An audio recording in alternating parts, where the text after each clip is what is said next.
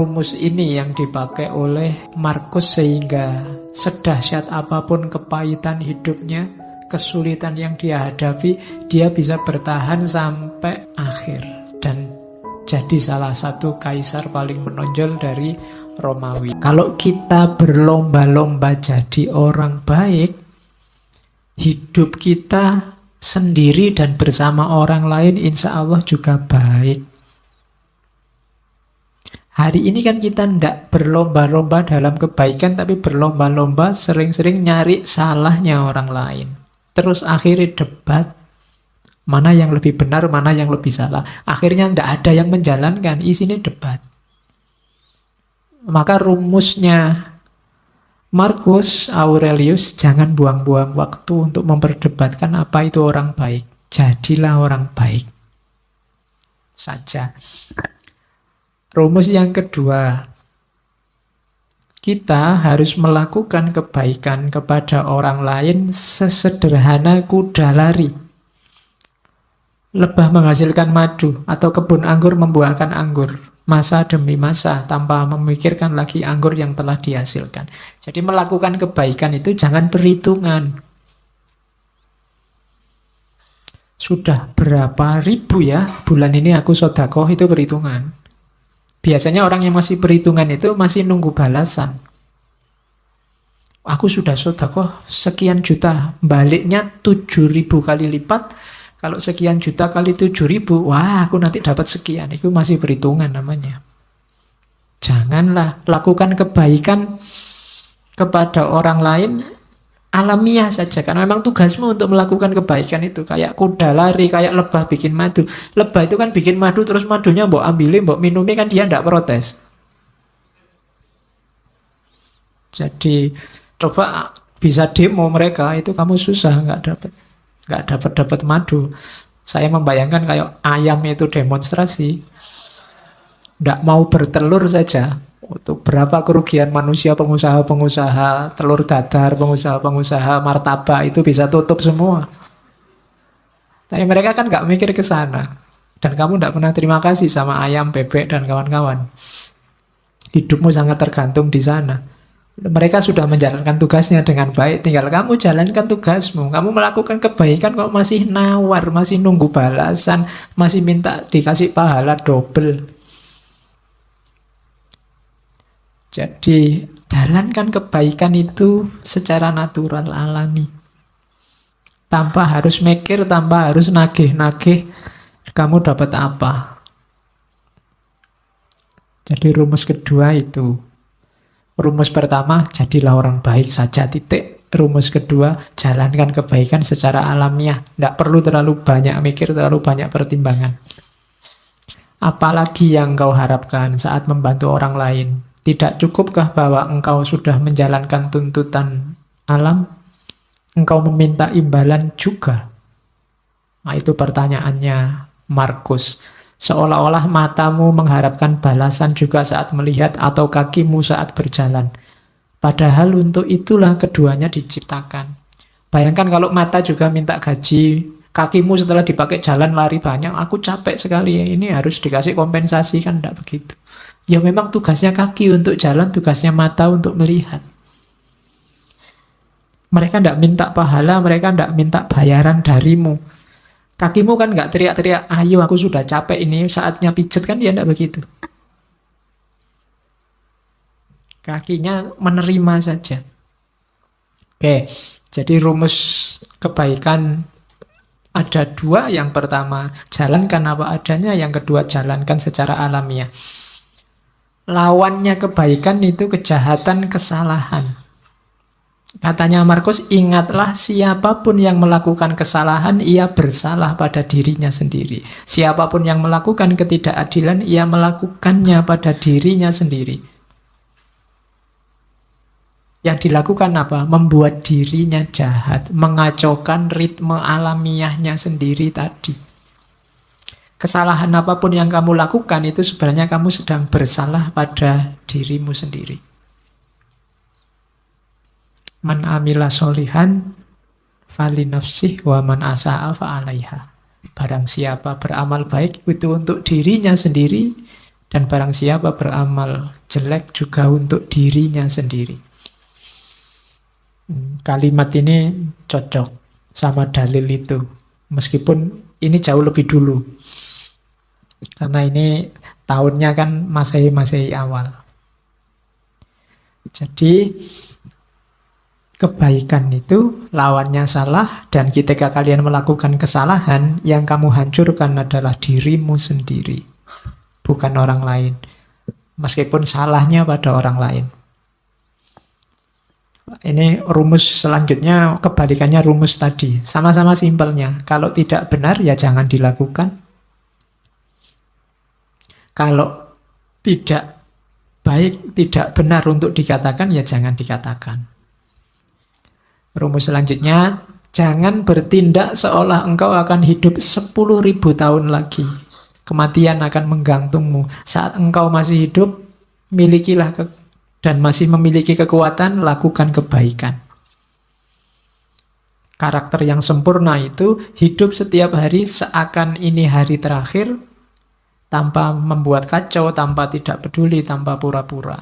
Jadi, lakukan kebaikan sekarang. Nggak usah nunggu nanti, nggak usah membayangkan, besok lah Pak kalau tua Pak, saya tobat, saya mau nyufi, saya mau nyepi, zuhud, uzlah, lah kok nunggu besok? Durasi kita terbatas loh, sementara loh. Kalau kamu berbuat baiknya nunggu, nanti kalau nggak sempat berbuat baik gimana? Ya lakukan sekarang sesuai powermu, sesuai kekuatanmu. Saya sodakohnya besok aja loh Pak, kalau kaya loh. Iya kalau kamu kaya. Kalau enggak kan sumpek lagi kamu. Ya sudah, sejangkaumu, kekuatanmu berapa sekarang, sodakohlah. Nunggu apa lagi? Kamu membayangkan hidup 10.000 tahun lagi? Ya enggak mungkin, katanya Markus. Sepanjang-panjang usiamu paling berapa? Jadi orang baik dan segera lakukan kebaikan. Enggak usah terlalu banyak rumus. Enggak usah mikir, sebentar Pak, saya ingin tepat dulu, saya ingin nunggu dulu kalau jiwa saya sudah siap, sudah matang, baru saya hijrah Pak. Enggak usah. Begitu kamu tahu itu kebaikan, jalankan. Nunggu Pak, mental saya belum siap Pak. Lah nunggu kapan lagi? Wong kamu ndak bisa jamin umurmu bisa sampai besok pagi apa bisa sampai minggu depan. Jadi lakukan kebaikan sekarang. Oke. Kemudian rumus kebaikan yang lain dari Markus adalah jangan terlalu ribet, terlalu peduli, terlalu sumpek dengan pandangan komentar orang lain. Keburukan-keburukan orang lain. Kita ini berbuat baik jarang, lebih sibuk bahas keburukannya orang lain. Itu kalau dikalkulasi kita itu defisit. Jadi bahas salahnya orang terus. Itu kan defisit namanya. Berbuat baiknya jarang. Katanya Markus adalah sesuatu yang menggelikan. Menggelikan itu berarti hasilnya orangnya harusnya ketawa. Saat orang tidak menghindar dari keburukannya sendiri. Yang ini mungkin dilakukan. Namun orang lebih suka menghindar keburukan orang lain yang tidak mungkin dilakukan. Yang kita bahas selalu keburukan orang lain. Yang ini susah, bahkan tidak mungkin untuk dilakukan. Orang lain punya dunianya sendiri. Yang lebih gampang adalah mengubah keburukanmu jadi kebaikan. Tapi itu tidak kamu lakukan. Kamu lebih sibuk dengan keburukannya orang lain. Seolah-olah kamu ingin orang lain itu jadi baik. Padahal itu susah karena menyangkut orang lain. Bahkan tidak mungkin. Sibuklah dengan keburukanmu untuk jadi baik. Ini lebih mungkin karena kamu yang menguasai dirimu. Nah, ini rumus kebaikan. Jadi jangan capek habiskan energimu untuk keburukannya orang lain. Orang lain itu tugasmu paling mentok kan mengingatkan. Dia berubah atau tidak di luar kuasamu. Yang lebih kamu kuasai dirimu sendiri. Mau berubah atau tidak kan tergantung dirimu. Harusnya kamu lebih sibuk di sini, tapi kamu tidak sadar, tidak mau melihat keburukanmu. Yang kamu lihat selalu keburukannya orang lain. Oke, Ini nasihatnya Markus. Yo rasane kan koyo kamu belajar akhlak kan malam hari ini.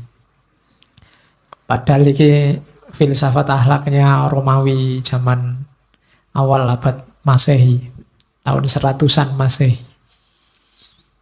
Ini setiap yang saya omongkan bisa kamu carikan dalilnya. Kamu cari Qurannya apa hadisnya, insya Allah ada. Kamu pakai bahan khotbah Jumat besok. Ya. Katanya Markus, saat bertindak jangan menunda-nunda, saat berkata jangan membingungkan orang lain, saat berpikir jangan sesat, latihan berpikir yang jernih, jiwamu jangan pasif atau agresif. Pasif itu tidak ngapa-ngapain, agresif itu menyerang orang lain. Hidupmu jangan hanya mencari keuntungan. Ini rumusnya. Lakukan kebaikan segera, jangan ditunda-tunda. Kalau ada perlunya ngomong, ngomonglah yang bisa dipahami orang dan bermanfaat. Jangan ngomong yang cuma membingungkan orang, apalagi menyakiti. Berpikirlah yang jernih. Kemudian mentalmu harus mental aktif, tapi tidak agresif, apalagi pasif. Aktif itu selalu mengejar, mencari yang lebih baik, lebih benar. Kalau agresif itu menyerang orang lain, nyari-nyari kesalahannya orang lain. Kalau pasif itu tidak ngapa-ngapain, nunggu takdir. Jangan pasif, jangan agresif. Terus hidup jangan hanya menggunakan kalkulasi untung rugi. Kamu akan kecewa. Kamu akan kehilangan banyak malahan. Setiap kali mau melakukan kebaikan, kalau kamu hanya nyari kalkulasi untung ruginya, akan ada sangat banyak hal yang terlewat dalam hidupmu nantinya. Maka Markus ngasih rumus 5 itu. Bertindak jangan ditunda, berkata jangan membingungkan, berpikir jangan sesat, jiwamu jangan pasif atau agresif, hidupmu jangan hanya mencari keuntungan.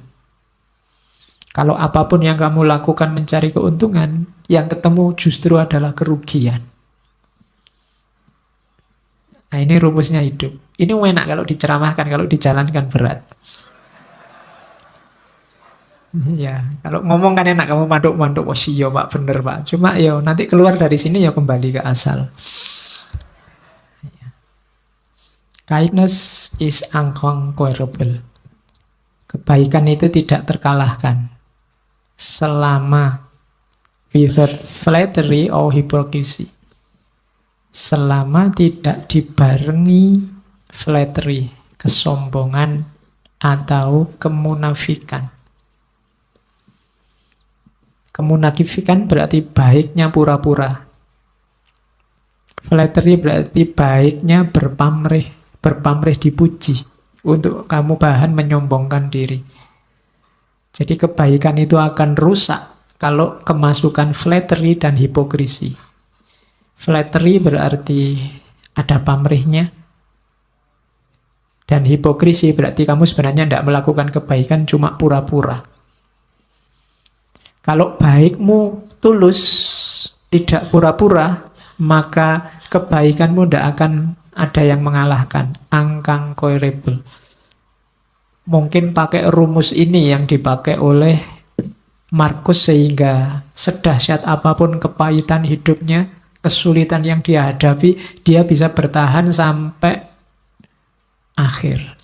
Dan jadi salah satu kaisar paling menonjol dari Romawi. Oke, selanjutnya tentang kebersihan jiwa. Kalau tadi kan yang baik-baik, yang jelek-jelek tolong jangan masuk. Yang pertama apa? Ambisi. Ambisi berarti mengikatkan kenyamananmu pada apa yang dikatakan atau dilakukan orang lain. Orang yang berambisi itu kan targetnya biasanya keluar dari dirinya. Kesuksesan yang bergantung pada orang lain. Kamu tidak akan ketemu apa yang kamu ambisikan. Hidup yang penuh ambisi tidak akan nyaman karena bergantung pada yang di luar diri. Bersenang-senang berarti mengikatkan kenyamananmu pada sesuatu yang terjadi pada dirimu. Bersenang-senang juga begitu, tergantung pada mood tadi. Tergantung pada suasana hati. Itu juga kamu tidak akan bersih jiwamu kalau inginnya senang-senang terus. Kejernihan jiwa adalah tadi kebersihan, kebebasanmu dari yang di luar diri. Jangan tertipu oleh dua hal ini selanjutnya. Celaan dan pujian tidak memiliki efek yang sejati. Kalau engkau melakukan kebaikan, dicela atau dipuji orang, tidak akan mengefek pada kebaikan itu. Kebaikan tidak akan jadi jelek meskipun dia dicaci orang.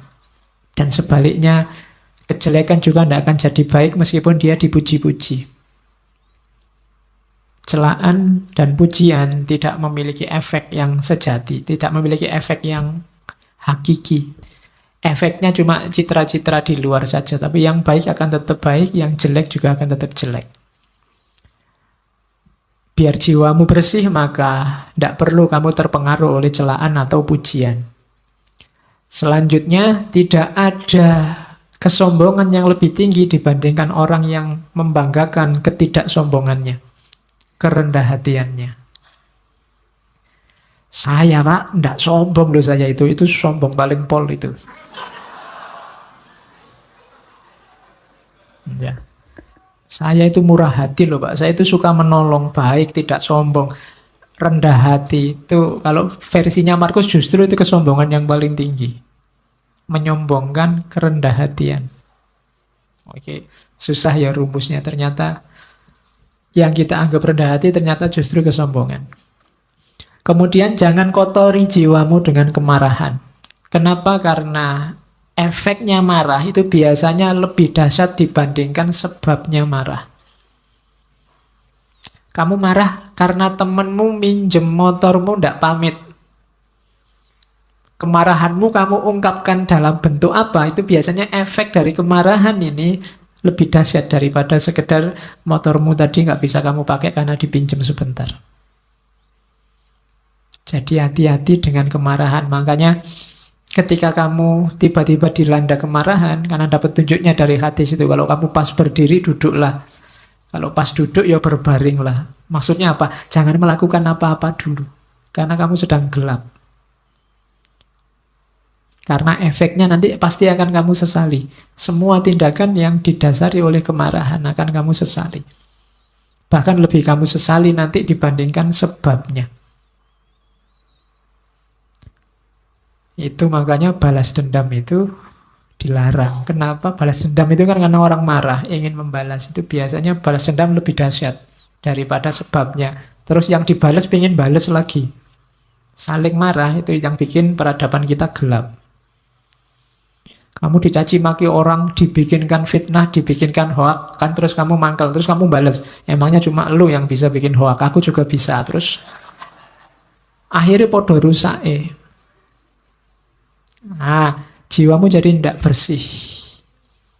Terus ini juga rumus. Jangan anggap berharga apapun yang membuatmu mengingkari janji, membuatmu kehilangan harga diri, membuatmu membenci orang lain, mencurigai orang lain, mengutuk orang lain, membuatmu berlaku munafik, atau menginginkan sesuatu yang tidak ingin diketahui orang lain. Jangan anggap berharga itu maksudnya jangan diambil ini. Apapun yang membuatmu membenci orang lain, mending tidak usah kamu ambil. Membuatmu nantinya akan mengutuk-ngutuk orang lain, mending tidak usah kamu ambil. Membuatmu kehilangan harga diri, tidak usah kamu ambil. Itu yang disebut jangan dianggap berharga. Kok ada postingan yang isinya kemungkinan membuatmu benci sama seseorang atau sekelompok orang, kamu tinggal saja. Karena postingannya tidak penting, tapi dampaknya pada jiwamu besar. Itu maunya Markus. Selanjutnya, biar jiwamu bersih, jangan kotori jiwamu dengan kesalahannya orang lain. Ini ada rumus bagus dari Markus. Kalau ketemu orang jahat, orang rusak, orang keliru, saat engkau sedang melawan orang yang tidak tahu malu, ini misalnya, Tanyakan pada dirimu sendiri, apakah mungkin di dunia ini bersih dari tindakan tidak tahu malu? Jawabannya kan pasti ya enggak, akan selalu ada orang jahat, akan selalu ada orang yang enggak tahu malu. Maka jangan mengharapkan sesuatu yang tidak mungkin. Selalu ada orang yang tidak punya malu di dunia ini. Dan yang kamu hadapi sekarang adalah salah satunya. Hal yang sama berlaku untuk orang yang jahat, orang yang tidak dapat dipercaya, dan kerendahan moral lainnya. Jadi ini menyuruh kita untuk jangan mengotori jiwa dengan kemarahan, kebencian, ketidaksukaan, intoleransi pada orang lain yang kamu anggap keliru atau kamu anggap jahat. Pertanyaannya gampang, apa mungkin di dunia ini orangnya baik semua, soleh semua? Kan tidak mungkin. Kalau kamu marah, berarti kamu tidak terima kalau di dunia ini ada orang jelek, ada orang tidak baik. Kalau kamu tidak terima, berarti kamu sedang melakukan sesuatu yang tidak masuk akal. Karena kamu menuntut sesuatu yang tidak mungkin terpenuhi. Akan selalu ada orang jelek, orang jahat. Maka ngapain kamu mengotori dirimu gara-gara itu? Ada orang jahat, ya monggo, memang hidup ini ada yang baik, ada yang jahat. Tapi jangan kejahatannya dia membuatmu juga jadi jahat. Kejelekannya dia membuatmu juga jadi jelek. Hari ini banyak begitu, karena grup sana maki-maki, kamu juga maki-maki. Karena grup sana kemarin menggoreng isu, sekarang ada isu baru, saatnya kita balas menggoreng isu. Sama saja, itu berarti jiwa kita sama-sama kotor. Kalau kamu mimpi orang itu harus baik semua sesuai idealmu, mimpimu itu mimpi yang tidak realistis. Tidak mungkin orang itu akan jadi baik semua. Kalau kamu tidak terima ada orang jahat, kamu menyusahkan dirimu sendiri. Akan ada selalu orang yang tidak baik. Maka bersihkan dirimu.